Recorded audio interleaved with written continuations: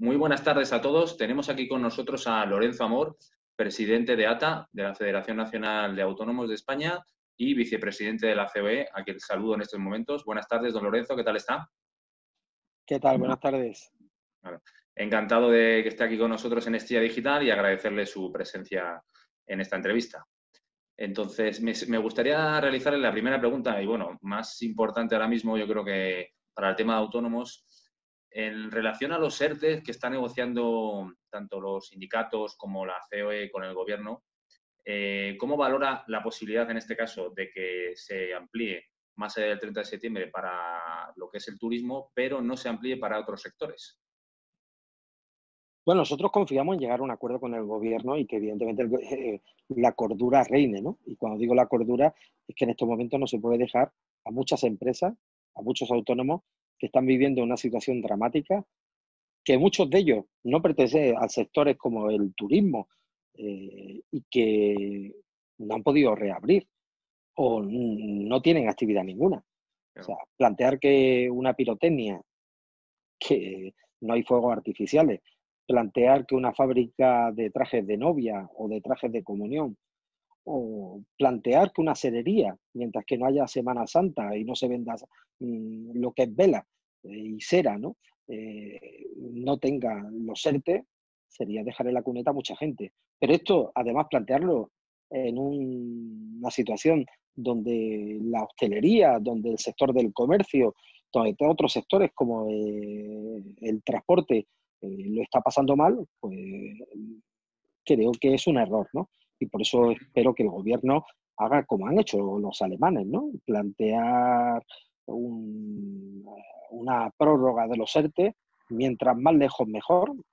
Fíjese, en estos momentos llevarlo al 31 de diciembre ya nos parece hasta suficiente. De acuerdo. Pero se está hablando ya de que el dinero acumulado, por lo menos que se ha gastado de los ERTEs, aproximadamente, corríjame si me equivoco, son en torno a 21.000 millones. Entonces, lo que nos ha dado la Unión Europea para este tipo de, digamos, de presupuesto para el tema de los ERTEs ya es inferior a lo que se ha gastado. ¿De dónde va a A salir ver, todo ese dinero? prorrogar los ERTEs desde el 1 de octubre al 31 de diciembre, estaríamos hablando de un coste de 3.300 millones de euros. Ujú. Le puedo asegurar que siempre va a ser menos gasto público que no prorrogarlo y dejar a muchas empresas y trabajadores tirados. Eso va a ser un gasto más importante, entre otras cosas porque habrá que pagar las prestaciones de desempleo de esos trabajadores y la seguridad social de esos trabajadores con cargo al INE.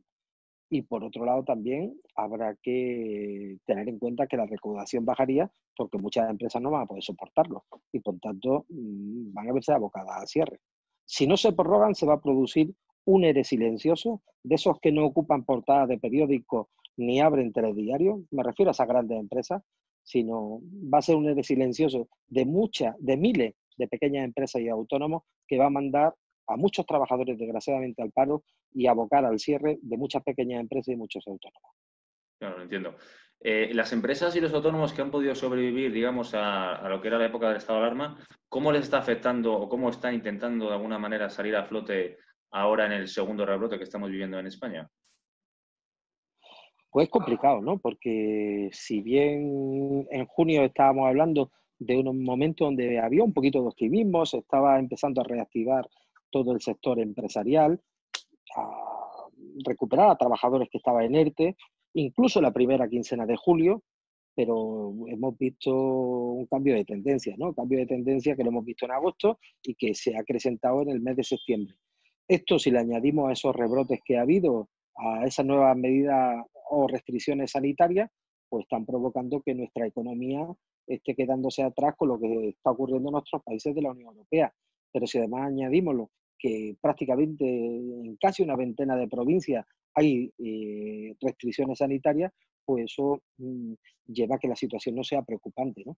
Claro, a eso, ahora que usted menciona el tema de las restricciones, ¿cómo valora que exista este tipo de restricciones ahora mismo, ya no solo en la Comunidad de Madrid, como se ha empezado a implantar desde el día de ayer, sino en el resto de municipios de otras comunidades? A ver, nosotros lo respetamos, ¿no? Respetamos que hay que tomar medidas para ganarle la batalla al virus, ¿no? Y para evitar la propagación. Pero indudablemente cualquier tipo de restricción tiene que venir acompañada con medidas económicas. Yo tengo que celebrar, por ejemplo, que Andalucía haya puesto en marcha hoy una ayuda de 1.200 euros al sector del ocio nocturno, ¿no? Para pagar, por ejemplo, alquileres. Me gustaría que las administraciones reaccionaran ante las medidas que toman por decreto y que impiden el ejercicio libre de la actividad a muchos autónomos y a muchas empresas. Claro. ¿Y por qué cree usted que en Andalucía se ha implantado esa medida y no se unifican los criterios al resto de España para que de alguna manera todos los sectores puedan sobrevivir de la mejor manera posible? Bueno, yo creo que tendría que hacerse en toda España, ¿no? Y espero que las administraciones sepan estar a la altura. Por eso pedimos que el gobierno prorrogue los ERTE, por eso pedimos que el gobierno estatal también ponga en marcha las prestaciones por cese de actividad. Pero autonomía y ayuntamientos tienen que ayudar. Por ejemplo, los ayuntamientos liberando el pago de tasas a empresarios, a autónomos que están viéndose afectados por estas restricciones sanitarias. Y en el ámbito autonómico, pues tomando medidas como, por ejemplo, la que ha puesto en marcha Andalucía. Yo creo que esto es un compromiso que tienen que ponerlo todas las administraciones. Piense que ningún empresario, o la mayoría de los empresarios en este país, no tienen cerrado porque ellos quieran, sino porque se les está obligando por un decreto. Uh-huh. Teniendo en cuenta un poco el dinero que vamos a recibir por parte de la Unión Europea, en torno a 140.000 millones, la mitad de ellos a fondo perdido, la mitad en préstamos y créditos, ¿cómo considera usted que debería gestionarse digamos, este presupuesto tan grande para que de alguna manera se empleara de la mejor manera posible? Bueno, yo lo que espero es que se amarre, que se vean las condiciones en lo que viene y que se hagan proyectos eficaces que nos permitan tenerlo, ¿no? De los 140.000 millones se habla mucho, pero parece que va a tardar en venir. Vamos a ver este jueves el Consejo Europeo en qué termina, ¿no? Porque todos estamos deseando y creemos importante que puedan llegar. Pero ya le digo que el objetivo fundamental de España ahora mismo es elaborar un plan de rescate que sirva para salvar autónomos, empresas y empleo. Si, como todo parece, hasta la segunda mitad del próximo año no llega la primera entrega de esos 140.000 millones, creo que no podemos tener la vista perdida en eso y centrarnos en el día a día de España antes que nos tengamos que lamentar, antes que de aquí a la segunda mitad del año 2021 veamos un reguero de autónomos, de empresas perdidas en el camino y de trabajadores ocupando las listas del paro. Claro, para que usted menciona el año 2021, el otro día salió un informe del Banco de España donde decía que hasta, por lo menos, calculaban ellos el año 2023, no se iba a volver a la situación inicial anterior a la pandemia, situación económica. ¿Cómo va a poder España aguantar hasta el año 2023? ¿Qué medidas tiene que tomar el gobierno o qué soluciones hay? Bueno, a mí lo que me preocupa es el hoy.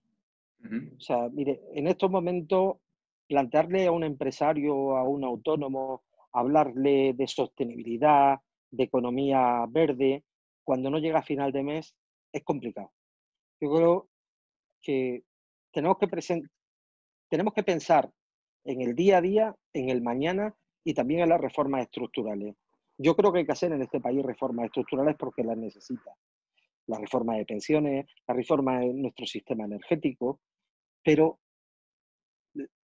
el problema es que tenemos que pensar que ahora mismo hay un objetivo y el objetivo tiene que ser salvar empresas, salvar autónomos y salvar empleo. Y fíjese, le voy a decir una cosa, hay muchas empresas que son viables y que pueden quedarse en el camino si el gobierno, por ejemplo, no prorroga los ERTE.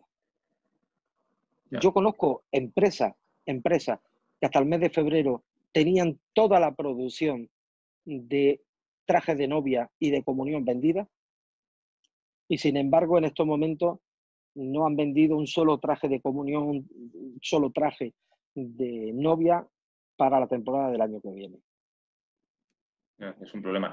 Entiendo, en los préstamos ICO, los créditos ICO que ha facilitado el gobierno, estamos hablando de unos 100.000 millones de euros aproximadamente, ¿cree que es una solución, digamos, para poder afrontar durante un tiempo esa falta de ingresos, esa falta de liquidez?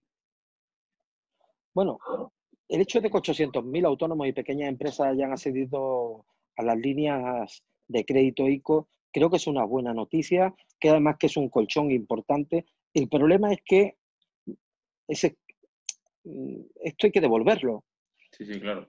y algunos autónomos van a tener que empezar a pagarlo ya, porque el periodo de carencia que tenían era de 6 meses. Otro a partir del mes de abril o mayo, porque el periodo de carencia es un año. El problema es que los vencimientos de capital van a llegar en el peor momento, cuando la economía puede que esté en el momento más complicado. Por eso hemos pedido que el ICO tiene que reaccionar y ampliar los periodos de carencia para devolver el capital de esos créditos. Si no se hace, nos vamos a ver abocados a una mora bancaria importante. Claro. Sí, lo que mencionaba usted, claro, 6 meses pasan enseguida y sí que es verdad que la previsión en principio es que el año 2021 va a ser un año complicado. Entonces, el hecho de que esas personas no puedan amortizar, esos autónomos, esas empresas, esos ICO, va a suponer un problema de moratoria bastante importante y no sé si España está ahora mismo capaz para que la banca pueda afrontar esa moratoria, ¿no? Pues evidentemente, por eso le hemos pedido al ICO que tiene que ampliar cuanto antes esos periodos de carencia.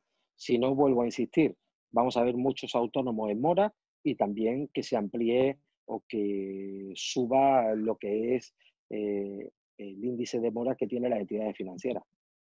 Claro.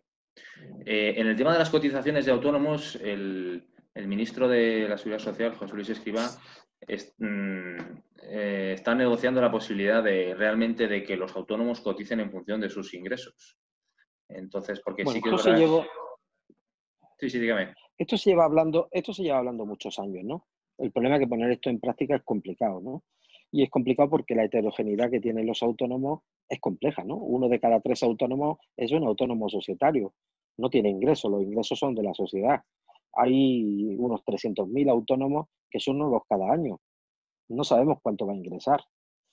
El autónomo sabe lo que ingresa hoy, lo que ingresó ayer, pero no sabe lo que va a ingresar mañana. Además, estamos en un momento que esto no toca. Y digo no toca porque si bien esto puede significar una bajada de impuestos, de cotizaciones, perdón, en la que nosotros estamos de acuerdo, no creemos que sea el momento adecuado para hablarle a ningún autónomo de una subida de cotizaciones. Entonces, nosotros estamos dispuestos a escuchar la propuesta del gobierno, a estudiarla, a mirarla, pero indudablemente cualquier implementación de una subida de cotizaciones tendrá que venir en el momento que la economía vuelva a recuperar su fuelle. Pero en estos momentos, como comprenderá, no creo que sea bueno subir las cotizaciones a nadie. Entendido. Ahora que comenta usted el tema de las cotizaciones, en el tema de los impuestos, ¿considera que sería algo positivo para la economía una bajada de impuestos o de algunos impuestos en concreto? Nosotros siempre vamos a defender una bajada de impuestos. Todo lo que lleve liquidez a los autónomos, a las pymes, a las empresas, bienvenido sea. Además está demostrado, he visto comunidades autónomas donde se han bajado los impuestos y ha crecido la recaudación. El problema de España no es un problema de gravar más los impuestos. España tiene un problema y es que tenemos un 24% de economía sumergida, 10 puntos por encima de la media de la Unión Europea. A lo mejor ahí es donde hay que tocar. ¿Y considera usted que la economía sumergida sería mucho más reducida en este caso si se bajaran los impuestos? Como puede ser el IVA, el IRPF u otro tipo de impuestos. Pues indudablemente, ¿no? Pero también la economía sumergida hay que aflorarla y hay que incentivar al consumidor para que no consuma la economía sumergida.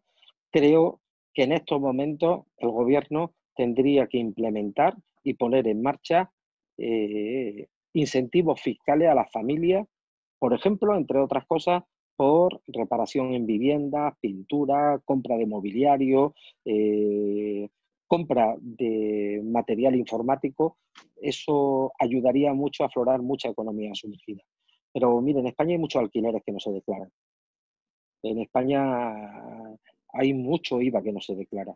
A veces hay quien acusa a los autónomos, pero el problema no es exclusivamente de los autónomos. Detrás de uno con IVA o sin IVA, siempre hay un consumidor que prefiere sin IVA. Sí, sí, claro, entiendo. Sí, a ver, hemos tenido subidas de IVA en los últimos años, lógicamente, desde el 16 al 18 y al 21, y claro, quizás Bueno, eso a lo mejor. no. Y sectores como la peluquería del 8 al 21. Claro. Sí, es uno de los sectores precisamente que reclamaba una nueva bajada de los impuestos, ¿no? En este caso. Bueno, es que el problema es que la peluquería asume directamente esa subida de 13 puntos porcentuales que le ha significado subir del 8 al 21. Y es un sector que en este momento está asfixiado. Y además lo tengo que decir, claro, un sector donde hay mucha economía sumergida, donde desgraciadamente detrás de de un curso de formación, pues te sale gente que va peinando por las casas, sin pagar impuestos ni cotizaciones. Sí, entiendo. Antes comentaba que en este caso el gobierno tenía pendiente alguna serie de reformas estructurales, como puede ser la reforma de las pensiones. En teoría, un autónomo, corríjame si me equivoco, cobra un 40% menos en el momento de la jubilación con respecto a una persona que trabaje por cuenta ajena. ¿Cómo valora Bueno, esto? el autónomo cobra lo que cotiza. El cálculo y el cómputo de la pensión en nuestro país es exactamente el mismo para todos los regímenes de la seguridad social. Si un autónomo en su vida laboral cotiza de media un 37% menos que un trabajador asalariado, pues es lógico que de media cobre de pensión un 37%. En este caso, el autónomo no está discriminado. Los autónomos tienen la posibilidad no existe una cuota única.